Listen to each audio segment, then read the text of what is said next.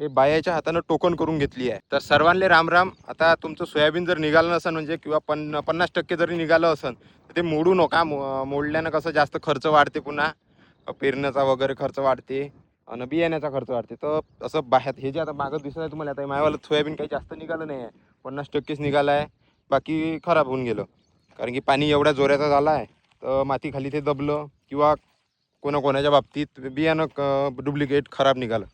तर ते करू नका. तर हे जे दिसत आहे हे बायाच्या हातानं टोकन करून घेतली आहे.